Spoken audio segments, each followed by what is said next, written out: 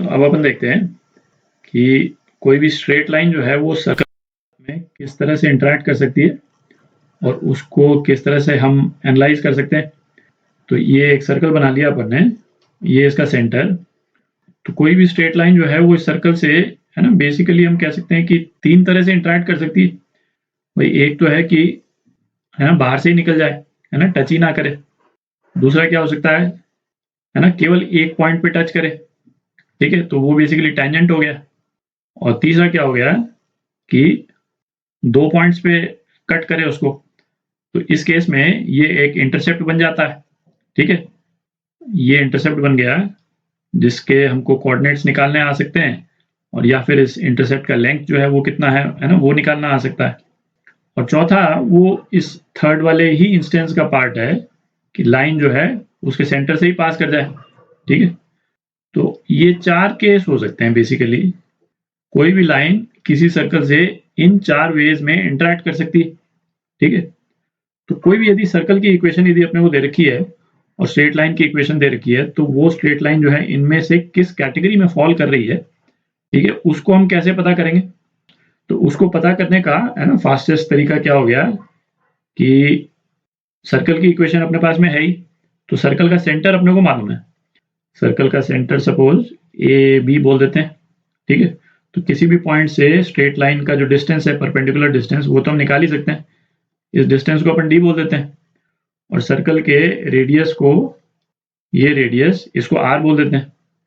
अच्छा, ऐसा करते हैं, सर्कल के सेंटर को ए बी की जगह, है ना, x1 y1 से डिनोट कर देता हूँ। तो इसको अपन बोल देते हैं x1 y1। लाइन की जनरल इक्वेशन जो है y is equal to mx plus C, है ना, इस वाले फॉर्म में ले लेते हैं, और इसको अपन क्या लिख सकते हैं, mx minus Y plus C is equal to 0, ठीक है।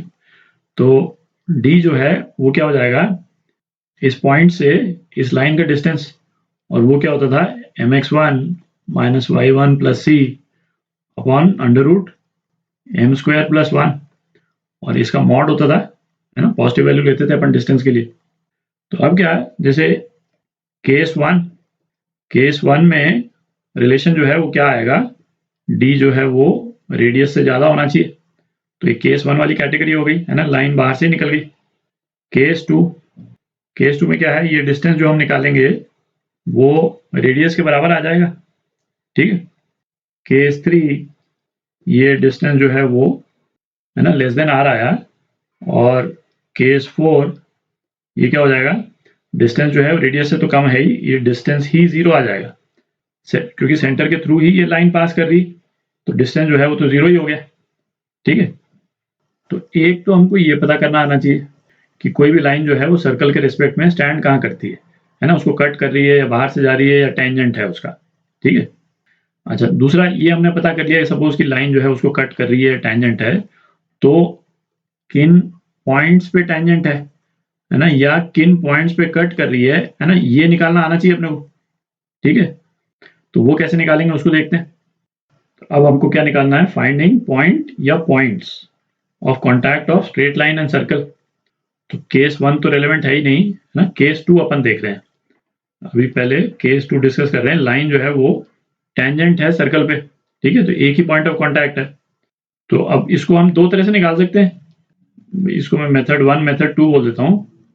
मेथड 1 तो क्या हो गया, जैसे स्ट्रेट लाइन की इक्वेशन अपन ने क्या लिखी है अभी, mx minus Y plus C is equal to 0। तो y क्या हो गया, mx प्लस सी के बराबर हो गया, ठीक है। अच्छा, सर्कल की जनरल इक्वेशन क्या है, x square plus y square plus 2gx plus 2fy plus C is equal to 0, ठीक है। तो ये y की वैल्यू जो है, y की वैल्यू यदि हम इस इक्वेशन में डाल देंगे तो हमारे पास में क्या आ जाएगा, है ना, एक क्वाड्रेटिक इक्वेशन आ जाएगी। ये तो वेरिएबल्स के टर्म में लिखा हुआ है, थोड़ा सा लंबा सा लग रहा है, और इसको हम डालेंगे तो ऐसा लग रहा है लंबा सा एक्सप्रेशन आएगा, पर यदि एक्चुअल वैल्यूज यहाँ पे हो तो एक सिंपल सी क्वाड्रेटिक इक्वेशन आ जाएगी, ठीक है। अच्छा, उसमें एक चीज ध्यान दें कि यदि तो ये लाइन टेंजेंट है ना, जो अपन टेंजेंट ही लेकर के चल रहे हैं, तो उसका डिटर्मिनेंट जो है, जो इस क्वाड्रेटिक इक्वेशन का जो डिटर्मिनेंट है, उसकी वैल्यू क्या आएगी, 0 आएगी, ठीक है। क्यों, क्योंकि एक पॉइंट ऑफ कॉन्टैक्ट है, डिटर्मिनेंट यदि ग्रेटर देन 0 हो गया तो उसके 2 वैल्यूज आ जाएंगे अपने पास में, ठीक है, x की 2 वैल्यूज आ जाएंगी जो हो नहीं सकता। तो इस वाले केस में डिटर्मिनेंट 0 आएगा, ठीक है, और एक वैल्यू आ जाएगी, एक x की एक वैल्यू आ जाएगी, फिर आप इस वाली इक्वेशन में डाल करके y की एक वैल्यू निकाल सकते हैं, वो आपका पॉइंट ऑफ कॉन्टैक्ट हो गया, ठीक है। तो ये तो हो गया मेथड 1। अच्छा, मेथड 2 यहीं पे ले लेता हूँ। मेथड 2, तो मेथड 2 में क्या है, जैसे ये वाली लाइन है, ये मेथड 2 जो है केवल उस केसेस के लिए है जहां पे ये लाइन जो है वो टेंजेंट है ना, ये केस 3 के लिए नहीं है। तो इस लाइन एल की इक्वेशन तो अपने को मालूम ही है, ठीक है। अच्छा, ये यदि पॉइंट ऑफ कॉन्टैक्ट यदि ये P है और सेंटर जो है सर्कल का O है, ठीक है, तो इस लाइन का स्लोप यदि लाइन L का स्लोप यदि M है, तो या ML बोल देते हैं इसको, ML, तो ML इंटू MOP ये कितना -1 के बराबर होगा। अच्छा, लाइन की इक्वेशन अपने को दे रखी है, अपने को तो पॉइंट ऑफ कॉन्टैक्ट निकालना है ना, लाइन की इक्वेशन अपने को दे रखी है, तो इस वाली रिलेशन से हमको OP का स्लोप आ जाएगा। OP का स्लोप आ जाएगा तो OP की इक्वेशन निकाल लेंगे, क्योंकि सर्कल की इक्वेशन अपने को दे रखी है, उसका सेंटर अपने को मालूम है, तो हमारे पास में LOP आ जाएगा, ठीक है, OP लाइन की इक्वेशन बेसिकली। तो हमारे पास में इन दोनों लाइंस की इक्वेशन आ गई, लाइन L की भी इक्वेशन आ गई, है ना, और OP लाइन की भी इक्वेशन आ गई, तो उन दोनों के पॉइंट ऑफ इंटरसेक्शन अपन निकाल सकते हैं, ठीक है। तो टेंजेंट के केस में पॉइंट ऑफ इंटरसेक्शन निकालने के 2 तरीके हो गए अपने पास में, ठीक है। अच्छा, अब केस 3 देखते हैं, है ना, जब टेंजेंट नहीं है तो बेसिकली अब अपन केस 3 देख रहे हैं, जब स्ट्रेट लाइन जो है वो सर्कल के थ्रू पास कर रही है ना, 2 पॉइंट्स पे वो कट कर रही है सर्कल को, इसको A और B बोल देते हैं, ठीक है। तो लाइन की इक्वेशन जो है वो y = mx + c, और सर्कल की इक्वेशन है ना, वही जनरल इक्वेशन जो है 2gx + 2fy + c = 0। तो यहाँ से y की वैल्यू लेकर के इसमें डाल देंगे तो क्वाड्रेटिक इक्वेशन आ जाएगी। अच्छा, इस वाले केस में चूंकि लाइन 2 पॉइंट्स पे कट कर रही है सर्कल को, तो इस क्वाड्रेटिक इक्वेशन के 2 सॉल्यूशन चाहिए अपने को।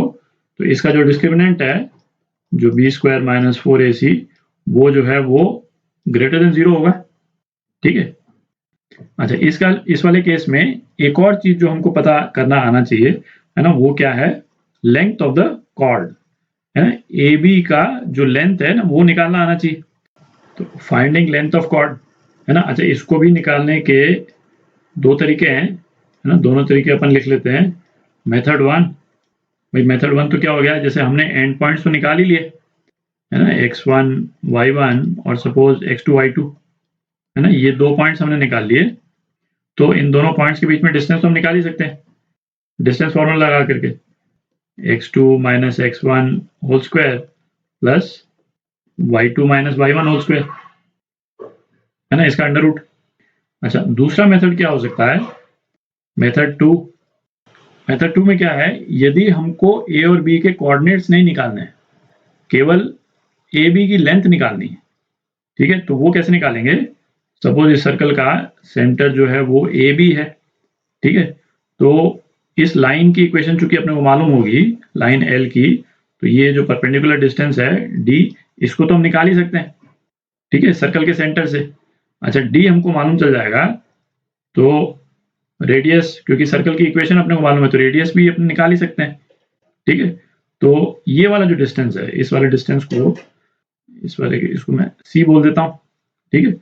तो BC ये कितना हो जाएगा, अंडर रूट r² - d² हो जाएगा। R और D अपन दोनों निकाल सकते हैं, ठीक है। तो length of the chord AB कितना है, ट्वाइस BC के बराबर है, तो twice under root r² - d², ठीक है। इस वाले केस में हमको A और B के कोऑर्डिनेट्स निकालने की जरूरत नहीं पड़ी, ठीक है। अच्छा, तो ये जो अपन ने केसेस जो डिस्कस किए, इसमें क्या था, हमारे को लाइन की इक्वेशन मालूम थी और हमको सर्कल की इक्वेशन मालूम थी, हमको ये मालूम था और ये मालूम था, तो हम ये लाइन इस सर्कल के साथ किस तरह से इंटरेक्ट कर सकती है अलग अलग तरीके से, है ना, वो हमने निकाला। अगले वीडियो में क्या देखेंगे कि हमको सर्कल की इक्वेशन मालूम होगी, सर्कल की इक्वेशन सपोज हमको मालूम है, और फिर हमको ये पता करना है सपोज कि एक पॉइंट पे यदि टेंजेंट की इक्वेशन क्या होगी वो हमको पता करना हो कि इस वाले पॉइंट से टेंजेंट यदि जा रहा है, इसकी लाइन की इक्वेशन है ना, वो हम कैसे निकालेंगे, तो उसको देखेंगे अगले वीडियो में। और सर्कल और लाइन के इंटरेक्शन के है ना कुछ और एस्पेक्ट देखेंगे।